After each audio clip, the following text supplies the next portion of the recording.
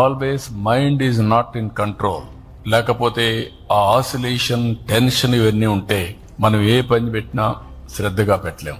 అదేగా దీన్ని ప్రాక్టీస్ చేసి ప్రివెంటివ్ హెల్త్ గానీ వే ఆఫ్ లైఫ్ లో ఒక భాగస్వామ్యం చేసుకోగలిగితే చాలా వరకు హాస్పిటల్ ఖర్చులు తగ్గుతాయి. ఇంకొక విషయం కూడా అందరూ గుర్తుపెట్టుకోవాలి, మెడిసిన్ ఇస్ ఎ మెడిసిన్. మీరు ఫార్మాసిటికల్స్ తింటే కెమికల్స్ తింటున్నారు.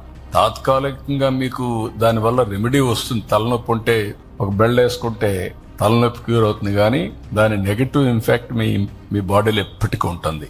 లేదు మీకు హార్ట్ ప్రాబ్లం వచ్చింది, ఆపరేషన్ చేసుకుంటే ఆపరేషన్ చేసుకున్నాక మీ హార్ట్ ఇదే ఎక్కడికక్కడ ఆపరేషన్ చేసిన హార్టే, ఏ పార్ట్ కట్ చేసినా అంతే.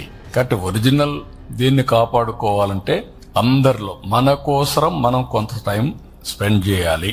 24 గంటల్లో కనీసం ఒక అర్ధ గంట మన కోసరం మనం స్పెండ్ చేస్తే మనం ఇంట్లో వాళ్ళకి భారం కావు, సమాజానికి భారం కావు. ఎందుకు సమాజానికి భారం అంటున్నానంటే, కొంతమంది సొంత డబ్బులు ఖర్చు పెట్టుకుంటే ఇంట్లో వాళ్ళకి భారం, కొంతమంది గవర్నమెంట్ డబ్బులు ఖర్చు పెడితే ప్రజల ట్యాక్స్ పేయర్స్ కి భారం. ఈ విషయం మనం గుర్తుపెట్టుకోవాల్సిన అవసరం ఉంది.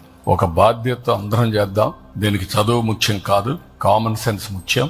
అది ఈ చదువుకున్న వాళ్ళకే పనిచేస్తుంది, లేకుంటే ఉద్యోగస్తులకే పనిచేస్తుంది, ఈ వర్గానికే పనిచేస్తుంది అనేది లేదు. అన్ని వర్గాలు, అన్ని మతాలు, అన్ని ప్రాంతాలు, అన్ని కులాలు, లేకపోతే అందరం కలిసి చేసుకోవాల్సిన అవసరం ఉంది.